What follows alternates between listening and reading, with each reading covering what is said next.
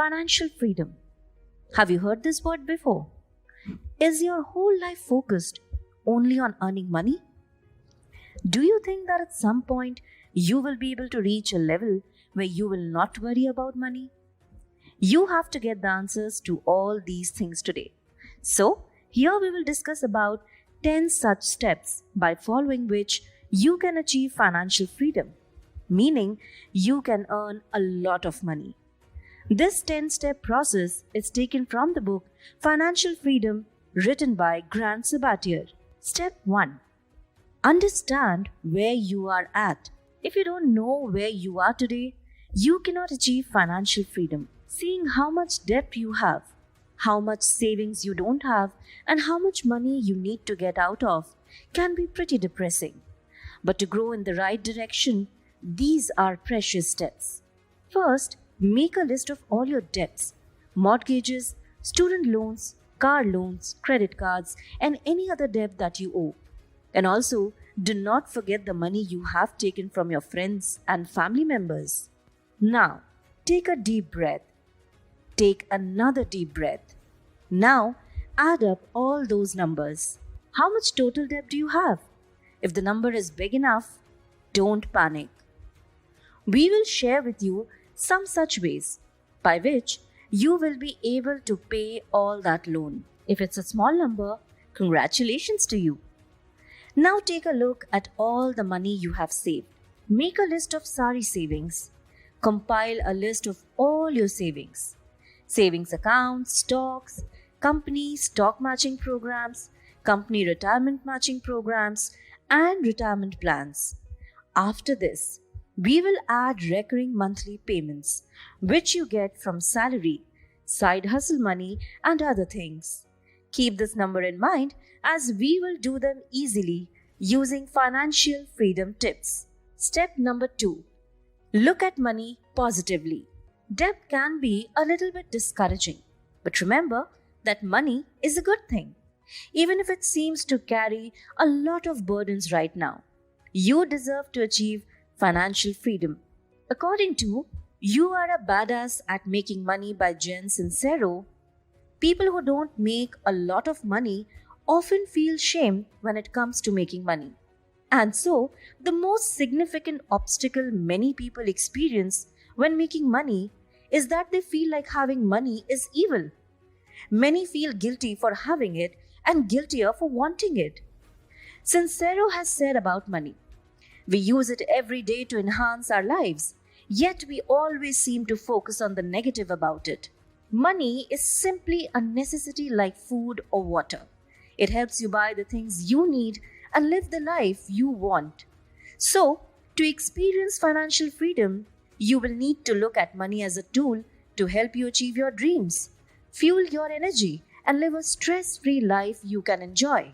Because if you view money negatively, you will subconsciously sabotage your chances of making it and keeping it. Step number 3. Write down your goals. Why do you need money? Do you want to get rid of debt for good? Are you desperate to escape the 9-to-5 grind? Is there a place you have always wanted to travel to? Do you need to save for a wedding, kids, or retirement? When the author achieved financial freedom, it was easy because an emotional goal bound him. He aimed to get out of student loan debt and save for his first home. And honestly, it was a euphoric experience watching the debt dwindle and my savings rise. He got so excited by seeing the numbers change that he worked harder to make more money to see a more significant change in his finances. Would they have achieved his goal of financial freedom if he hadn't tied the goal to something emotional? Probably not. He was desperate to escape debt and move out of his parents' house. That desperation kept him motivated throughout his journey. That's why it is essential to know what our ultimate goal is. And when we write that goal with clarity, this planning becomes even more apparent. Then we can move towards our big goal by talking about that goal in small circles and working on them individually. With this, we will always reach our destination on time or before time. Step number 4. Track your spending. An essential step towards financial freedom is tracking your spending. You can also use many online tools to follow this, or one can also use a diary with only one date. We should know what our daily expenses are, what weekly expenses are, and what monthly expenses are. How much do we spend on the basics of the house, and how much do we spend related to work? Whatever the category is, the expenses of all those have to be noted. You are monthly EMIs, loans, all loans where the money goes out of your hands and elsewhere all have to be tracked. Step number 5, pay yourself first. You have probably heard the expression pay yourself first before. But if you haven't, this means putting a specific amount of money in your savings account before paying anything else, such as bills. And the act of paying yourself first has helped countless people inch closer to achieving financial freedom. Why? Because if you want to pay yourself $1,000 per pay period first, then whatever's left over needs to go towards bills.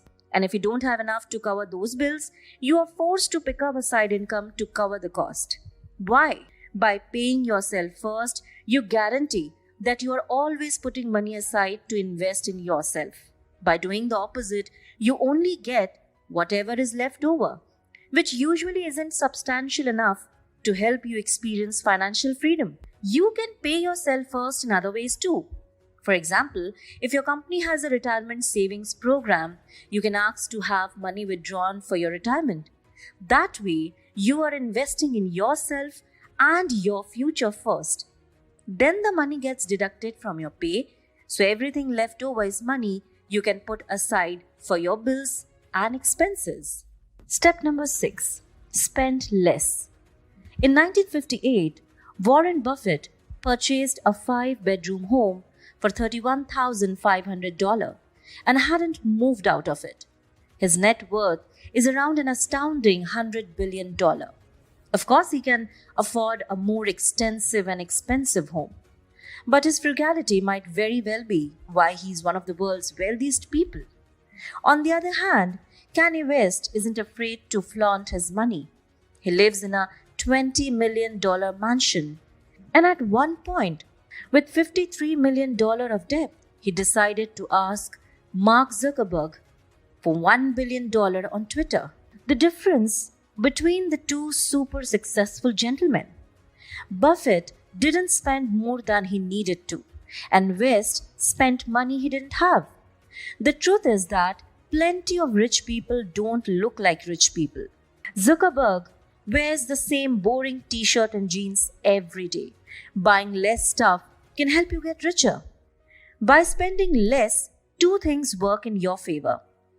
You will have more money to put aside for your financial freedom. 2, you will learn that you need much less stuff to survive, which also helps you put aside more money. Step 7, buy experiences, not things. Life's short. It's not about hoarding all your cash until you're 60 to 65. You are allowed to enjoy life while you are alive. Ultimately, the things that will help you live a more fulfilled life will be your experiences, not the products you own. And are the things you buy making you happy over the long term? Does your debt from buying a bunch of stuff makes your life easier? Now let's flip the switch. What's your happiest memory? What were you doing? Who were you with? Let's create more memories just like that. Step 8. Pay off debt. Some people will tell you it's wiser to invest your money in stocks instead of paying off your debt. If you are an expert stock picker, maybe that's true. But if you have never invested in stocks, you could have more debt. Many people feel the same after finishing the last debt payment. Relieved. But of course, you can't call yourself financially free if you have $50,000 of debt. Even if you have $30,000 cash in the bank, you are still $20,000 in the hole. While paying someone else isn't as glamorous as having money in the bank, it does bring you closer to financial freedom. There are two main methods of paying off debt: snowball and avalanche. Snowball is when you pay off the smallest debt first. Avalanche is when you pay off the debt with the highest interest rate.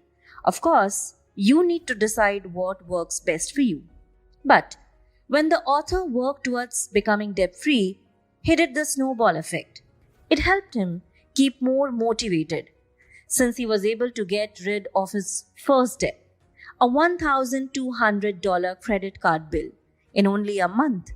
The feeling of accomplishment helped motivate him to tackle a much bigger, lingering student loan. Step number 9. Create additional sources of income. Okay, so at this point, you're probably thinking, my debt is a lot more than my salary. How can I pay it off if I don't make enough? If you are serious about financial freedom, you have got to sacrifice blood, sweat, and tears. Your 9 to 5 might not cut it. If that's the case, you need to step it up and look for money outside your current job. Some experts recommend having 7 streams of income. If you have a 9 to 5 job, congratulations, you have one. Only 6 more to go. Now, you can look at your sources of income in 2 ways. Active income, trading time for money, or passive income, money that can keep coming in even while you sleep. So, we should keep both the options open, active and passive. For active income, you can find a part-time job and a new job where you get more money. For passive income, you can start blogging, become an influencer, sell your courses online, or you can also create audiobooks and podcasts. Step number 10. Invest in your future. The last financial freedom tip is an important one. Say you follow the advice and recommendations in this article. Get out of debt and grow your savings. That might be enough to help you out right now. But what if the unexpected happens? Will you be prepared for it? Keeping money for bad days is very important. For retirement or if something happens to you, so your family doesn't get in trouble. If you have got that 9 to 5 job, talk to your company about adding a retirement plan or check to see if you are already having deductions made towards it. The deduction gets taken out before it hits your account, so you never feel like losing money. And it's pretty cool to check it out periodically and see your savings grow. So friends, these are the 10 steps by which you can improve your financial journey. Take all these steps slowly and make the life of yourself and the people around you better. Apart from this, if some such points have helped you, then definitely share them in the comment box. Thank you.